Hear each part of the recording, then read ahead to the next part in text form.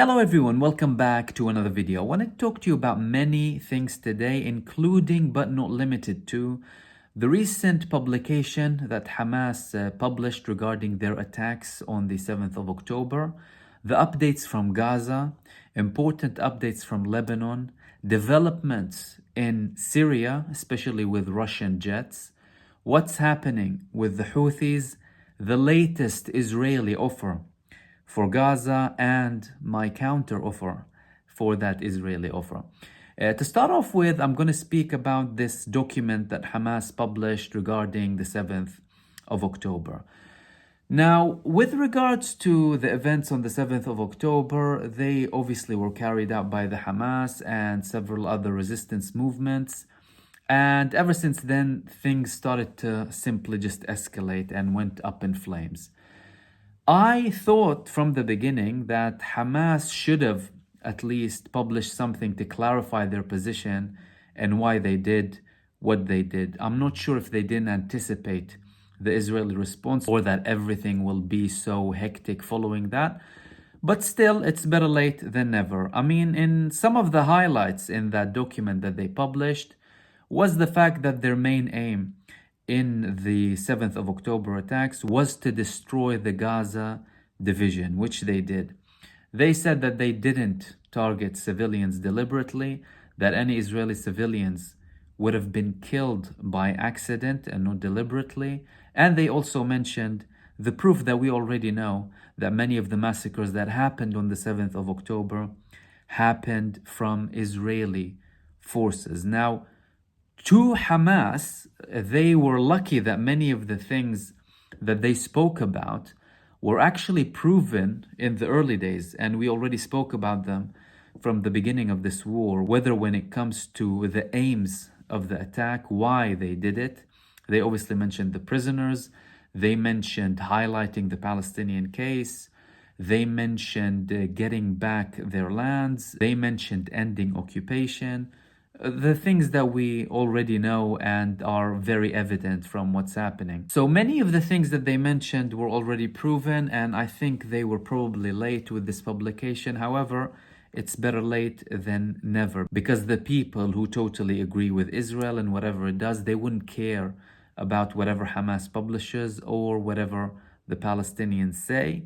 But those who are uninformed but want to know, that could be potentially helpful for them. With regards to the latest updates on the ground, we've had a very intense day and there's a very big focus on Khan Younis. Now, Israel published images of a tunnel in Khan Younis that supposedly had Israeli hostages. It had bathrooms, it had locks, it had all sorts, everything that you need for a very long time, but it had no hostages. Ever since Israel started this genocide in Gaza, claiming that they want to release the hostages, they haven't released one hostage alive. The only people that they released were bodies, 2 or 3 bodies of hostages, and the rest of the hostages were killed by Israel, not by the Palestinian resistance. As a matter of fact, they killed over 70 hostages, 50 during the initial days of the bombardment, the heavy bombardment in Gaza, in northern Gaza, and the rest of them following, like the failed attempts to rescue them when they had 3 of their soldiers who were held by one of the Palestinian movements fled, and then they shot them, 3 of them, which caused havoc in Israel. Recently, we've had the publication of 3 soldiers dying because Israel threw a gas bomb inside the tunnel to kill Ahmad al-Ghandour, a senior member of the Al-Qassam brigades, knowing that their soldiers were there as well. That is causing havoc as well. So what they've been doing so far is killing their own hostages, but they have their own plans with Khan Younis, and they're bombing Khan Younis mercilessly. As a matter of fact, the government office in Gaza, they said that Israel is targeting 5 main refugee shelters that have over 30,000 refugees in them. We had over 200 civilians killed in the past 48 hours, and the battles between the resistance and Israel are intensifying as usual. They're still targeting them in East Khan Younis and multiple other parts using 105 Yassin when it comes to Al-Qassam brigades. When it comes to Sarai al-Quds, they're using lots of mortar. And with Kataib Shuhada al-Aqsa, the previous armed wing of Fatah, they're also using heavy mortars on soldier gatherings. And we've also seen a very interesting development when it comes to Saraya al-Quds, the armed wing of the PIJ. They held an Israeli UAV, a very advanced one with heat detection and laser technology. They stole information from that UAV because it was recording. So they took the recording of all of the Israeli bases around the areas that they wanted to target, and they targeted all of them, and they published videos that were published on their website and on Al Jazeera alongside other news networks. And this is not the first time that the Palestinians are using Israeli equipment to target Israeli IOF forces in Gaza. We had a very big attack a couple of weeks ago where they used an unexploded bomb that was landed from an aeroplane weighing approximately 1 ton that didn't detonate. They connected it to some of their wires. They planted it in a house that soldiers went through later on. They made a trap for them and they exploded the whole thing. So it's not the first time that they use Israeli weapons and Israeli technology against the Israeli forces in Gaza, and they're proving to be more and more sophisticated the longer the time goes by. We had a very intense day in Lebanon as well. Today, Hezbollah attacked the Galilee with multiple rockets and Israeli bases as well. And Haaretz published on its website, one of the main articles was the fact that 40% of Israelis in the northern settlements in Israel will not come back to the kibbutzes following the attacks of Hezbollah. These people are worried. Firstly, you have the people who are outside of Israel who do not want to return. Then you have the people who fled their homes from the south of Israel, approximately 150,000. And you have the approximately 90,000 who fled from the borders next to Lebanon, the settlements over there. And Israel already has a problem with the Galilee anyway, because the northern part of Israel, the Galilee region, it's mostly Palestinian Arab citizens.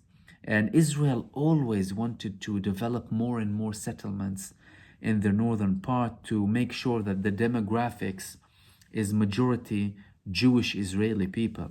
They don't like having areas where there are majorities of Palestinian citizens. So now with what's happening in Lebanon, they're having a far greater problem, especially with almost half of these residents claiming that they don't want to come back outright. I'm not going to raise my children in an area where anyone can attack me through a tunnel, through rockets, or in any other way.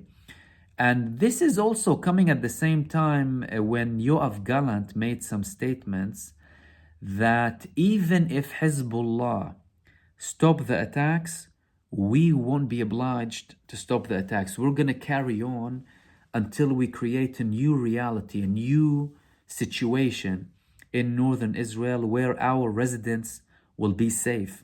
And this is something new, because previously, when you spoke about the temporary ceasefire, obviously Hezbollah declared generally that they will respect any ceasefire agreement that the Israelis reach with the Palestinian resistance, and that they will stop bombing Israel as long as they respect the ceasefire. And this happened when we had the temporary ceasefire.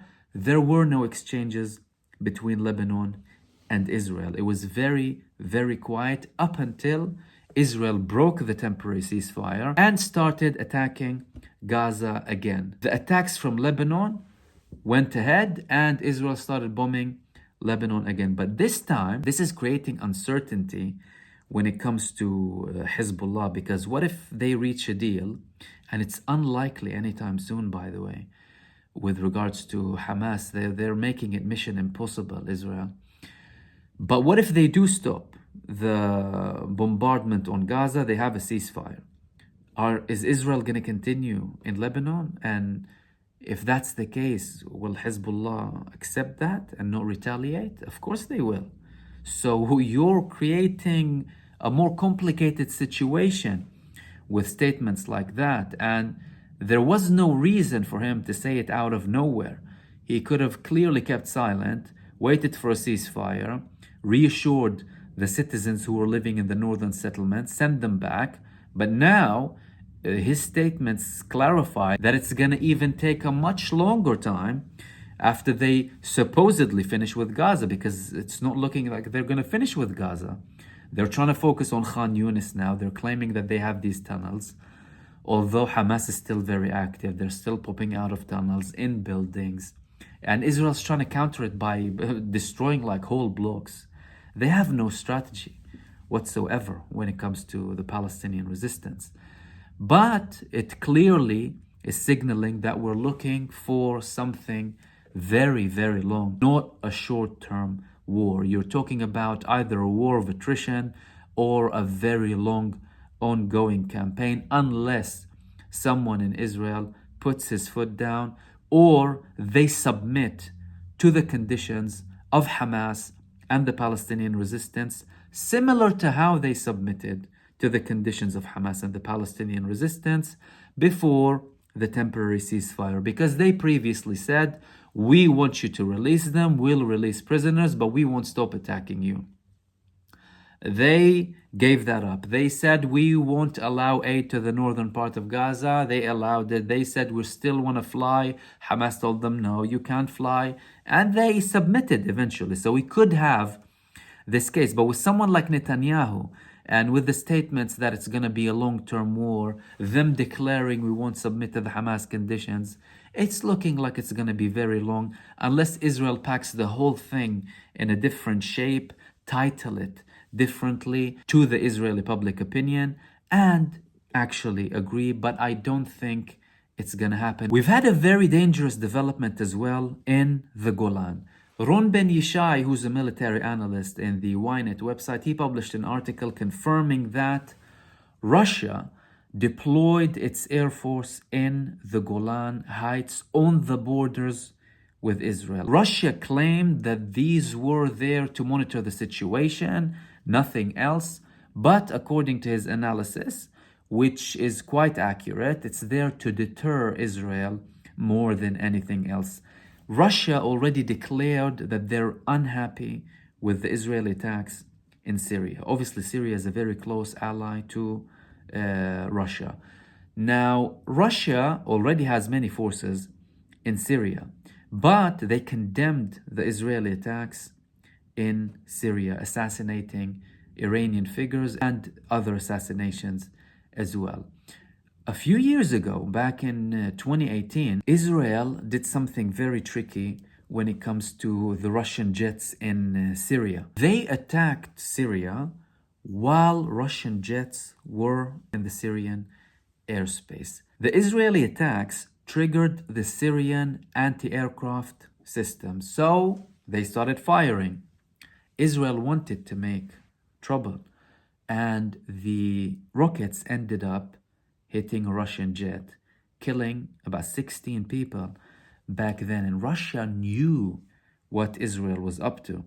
So they weren't angry with the Syrians as much as they were angry with Israel for knowing that they were in the air, and they used this time to attack in Syria. So now that they're on the Israeli border, they're trying to deter Israel from having any further attacks in Syria, and they're signaling that they're really fuming with what's happening.